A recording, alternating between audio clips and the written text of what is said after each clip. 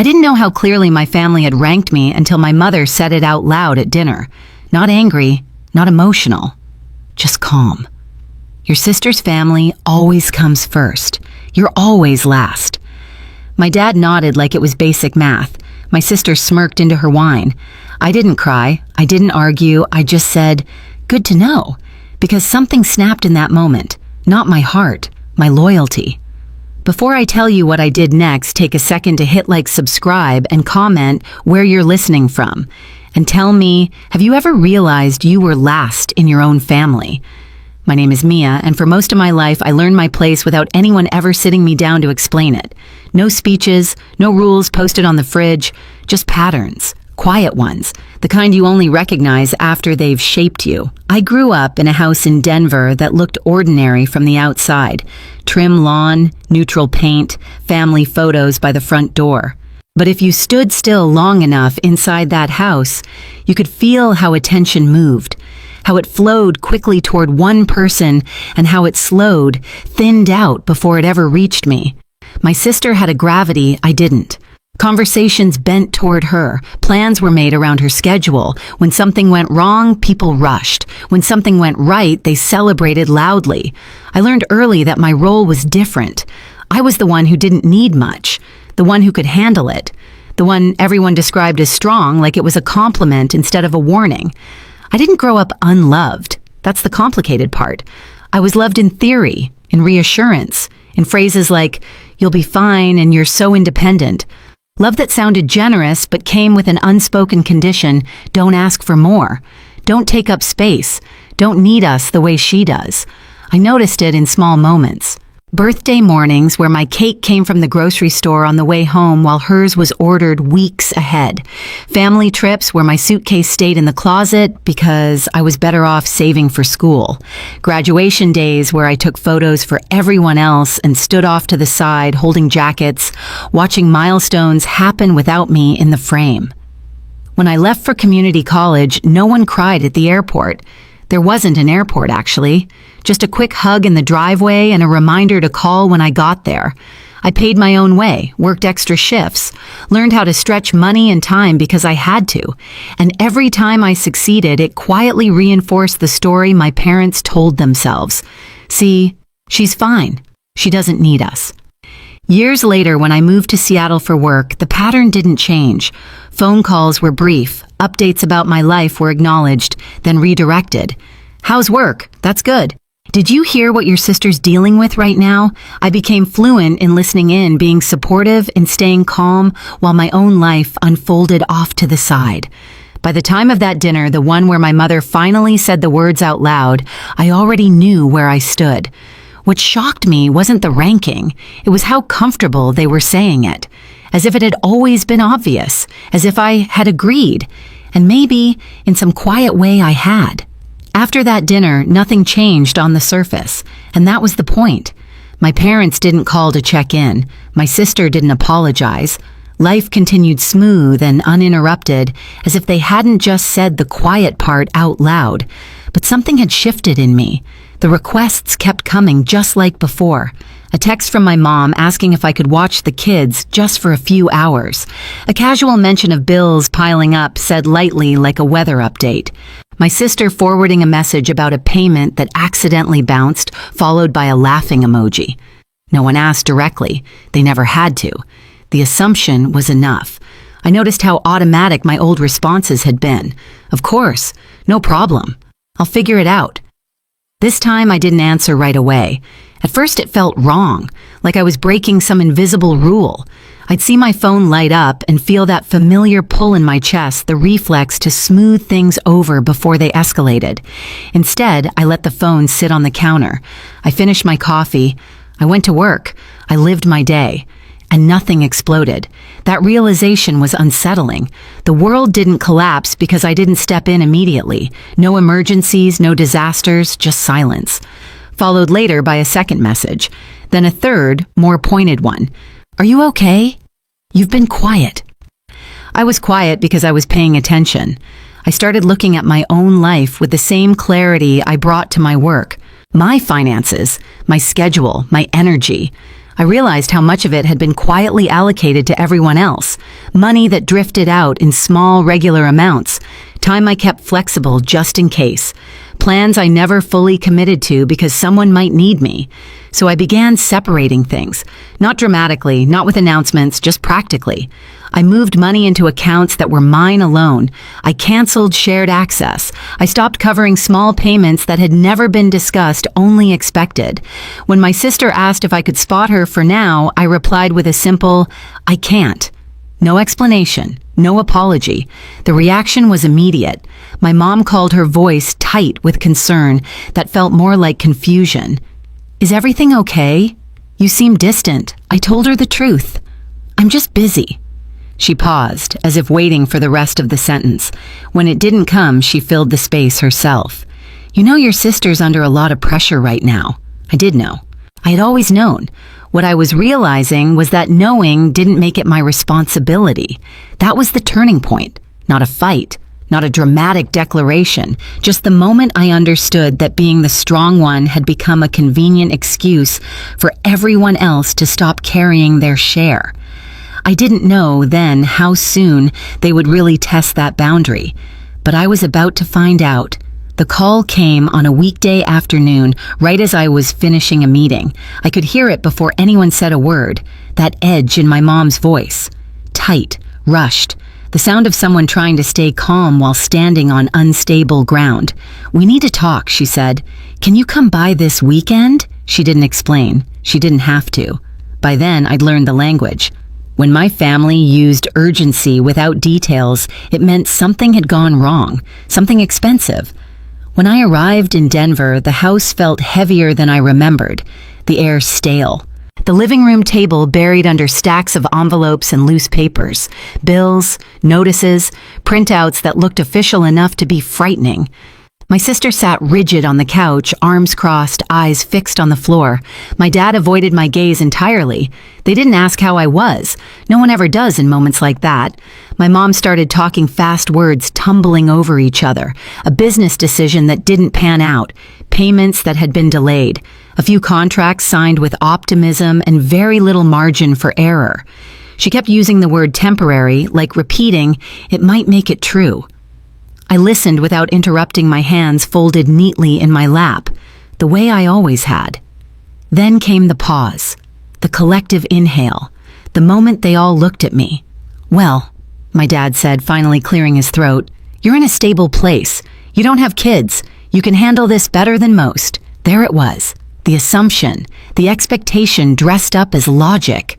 They didn't say the words outright, but they didn't need to.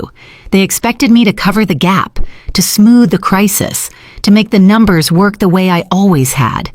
My sister glanced up at me, then fear flickering across her face before settling into something else. Relief. As if the solution had just walked through the door. I didn't answer right away. Instead, I asked a question. "What's the plan if I don't?" The room went quiet. Too quiet. My mom looked hurt. My dad looked confused. My sister looked panicked. It was like I had spoken in a language they didn't recognize. Not helping had never been part of the equation. "I need time," I said calmly, "to understand everything." They nodded too quickly. Grateful. Certain. They assumed time meant I was calculating how much I could give, not whether I would. That night, back in my childhood bedroom, I stared at the ceiling and felt something settle inside me. A resolve that didn't come from anger, but from clarity. The next morning, I made 2 appointments. One with my therapist, one with a legal advisor. If I was going to step into this mess, it wouldn't be as the family's safety net. It would be on my terms. When I came back the following weekend, I didn't arrive with answers. I arrived with clarity. The house looked the same as it always had, but the energy inside it felt different, tighter, desperate, the kind of quiet that comes from people waiting to be rescued. Papers were still spread across the table now, more organized, stacked into piles, like someone had tried to make chaos look manageable. Bills here, payments there. A few contracts clipped together, corners bent from nervous handling. My parents were already seated. My sister sat beside them, her husband hovering near the doorway like he wasn't sure if he was welcome in the room where the damage had been assessed. No one smiled when I walked in. No one offered coffee. My mom broke the silence first. "We're really glad you came," she said, hands folded tightly in her lap. Her voice carried that brittle softness I knew well. The tone she used when she needed something but didn't want to say it out loud. I sat down slowly and placed my bag at my feet. "Let's talk," I said. My dad cleared his throat and launched into an explanation I'd already heard. The downturn, the delays, the bad timing. He spoke like a man presenting a case he'd rehearsed all week, hoping confidence might replace accountability. My sister nodded along, eyes glossy, occasionally adding a detail about stress or the kids, or how none of this was supposed to happen. Eventually, the words ran out. That's when my mom leaned forward. "We just need help getting through this part," she said. "Once things stabilize." "How much?" I asked. She blinked. My dad hesitated. My sister inhaled sharply, then answered for them, a number rounded, heavy-spoken, carefully, as if the way she said it might make it sound smaller. And after that I asked, "What's the plan?" My dad frowned. "What do you mean?" I said evenly, "What changes? So this doesn't happen again." The question landed wrong. My mom's expression tightened. "Mia, this isn't the time to interrogate us." I nodded slowly. "Then it's not the time for me to write a check." The room shifted. My sister sat up straighter. "We're family," she said, her voice rising just enough to carry emotion without crossing into accusation. "This isn't about plans. It's about helping who I asked." She looked at me like the answer was obvious. "Us." I glanced around the room. "And who's helping me?" No one spoke. My dad leaned forward, elbows on his knees. "You're in a different position," he said. "You don't have the same responsibilities. You're single, you're stable, you can afford to step in." There it was, the logic I'd heard my entire life. The math that always ended with me absorbing the cost. "I can afford to step in," I said carefully, because I've spent years planning my life as if no one would ever catch me if I fell. My mom's eyes filled. "We didn't know you felt like that."